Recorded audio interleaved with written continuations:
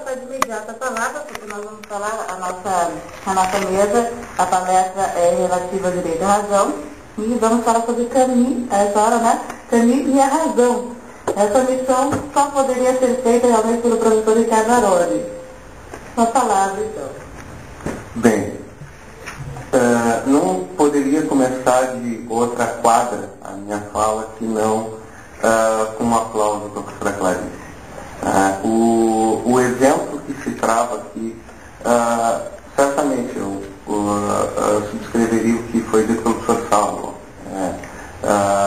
Um dos exemplos mais importantes que a universidade promoveu nesse semestre. Eu acho que esse encontro de instâncias que na simplificação do horizonte cartesiano se apresentaram tão distantes, né, nessa mística iluminista, nada estoica, construída com essa razão virulenta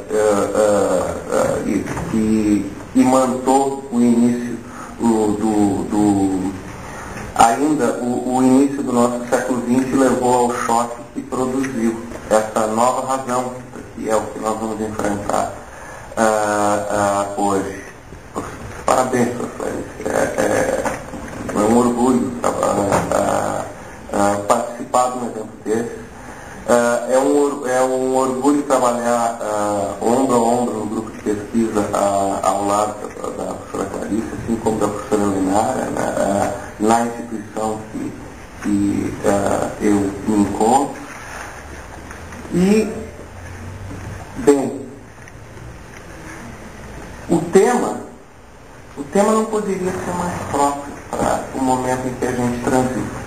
Direito e razão, com o desafio de Albert Camus, em nome da sensibilidade possivelmente principal do que nós podemos fazer no recorte da primeira quadra do século XX. Camus. Raison avec cœur. Albert Camus, melhor talvez consigo sintetizar essa frase de Pascal, dessa vivência desse paradoxo do José Cézanne, do homem nesse véu da humanidade. Mas um véu da humanidade num contexto. E contexto, para se falar em Camus. Por quê? Nós falamos de uma alma sensível, nascida em Argel no começo do século. Talvez por essa razão eu tenha escolhido a obra que me serviu de coluna vertebral para a minha intervenção nessa manhã, que paradoxalmente não sabe se é frio ou se é quente, como Camus, e que me fez então escolher a obra O Estrangeiro. Né? Eu era instado a trabalhar com a peste pelo momento em que vive o Brasil. Mas o estrangeiro também é fenomenal pelo momento em que vive o brasileiro, às vezes estrangeiro na sua própria instância e periférico nos seus próprios centros. Nessa medida, o Camus se mostra um marco fundamental. E como o tempo, Cronos é um Deus cruel, tão cruel que vive no devorar seus filhos, eu me obrigo a ter que aproveitar algumas palavras que me antecederam, justamente para poder tecer o véu que nos possa encontrar um diálogo entre razão e arte.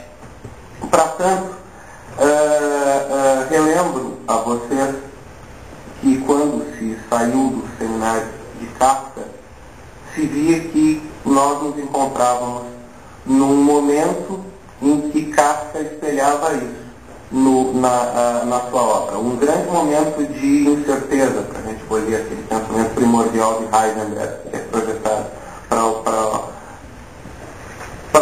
a ciência e, portanto, para a cultura, que depois vai entrecortar o início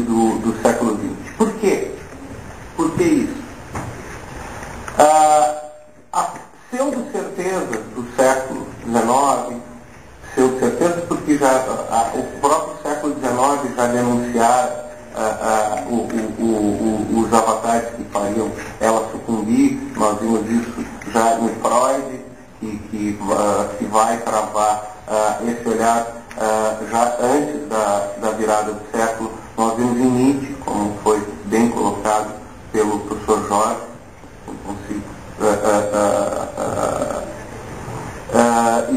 imaginar um enfrentamento diferente para a temática. E mesmo nas ciências, Poincaré nos demonstrava a questão da impossibilidade da apropriação do espaço-tempo em certeza absoluta, né, a partir da própria equação logística.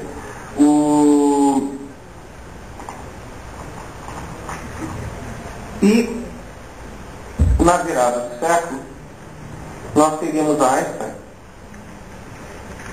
com as suas teorias da óptica, com a relatividade especial, com a relatividade geral, destroçando toda a visão gravitacional de Newton.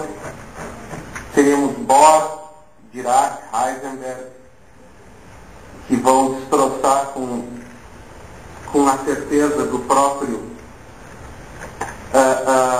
cálculo, que também, de novo, não é novidade. Nós já vamos encontrar no século XVII, em Berkeley, algumas contradições daquilo que se poderia denunciar como um imperativo categórico na matemática, por exemplo. Lembrando que o cálculo é introduzido na matemática em Newton, né? Antes de Newton não há cálculo, né? Eu tenho Arquimedes, tenho uma geometria, mas cálculo não. E no próprio século XVII, por exemplo, a gente citar a Berkeley, nós já temos o desenho dessas contradições, que depois vão se explicitar melhor no teorema de Gödel, por exemplo. Mas, por exemplo, a questão da razão matemática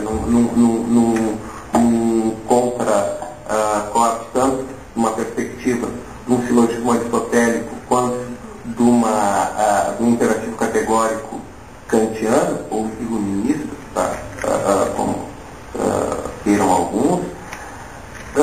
Por exemplo, Berkeley consegue destroçar isso. 13 vezes 0 é igual a 0. 5 vezes 0 é igual a 0. Então, 3 é igual a 5. Razão. Razão arbitrária, muitas vezes. É o que a gente viu, por exemplo, quando foi introduzido por Kant, que denuncia isso nesse seu homem-máquina, nesse seu ser coisificado, e se projeta nos seus indivíduos de não existencialidade. Muito bem trabalhado aqui. Camus não. Porque Camus não vive a mesma geração de Kafka.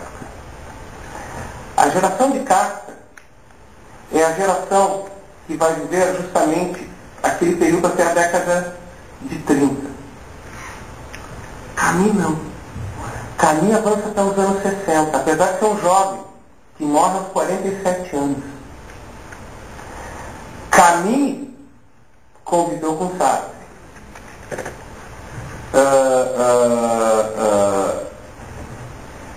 Escreveu ao lado de Sartre, se degladiaram, como todos os desconstrutores acabaram por fazer entre si, mas, portanto, viveu uma outra geração. A geração que efetivamente colheu os frutos dessas incertezas, projetos.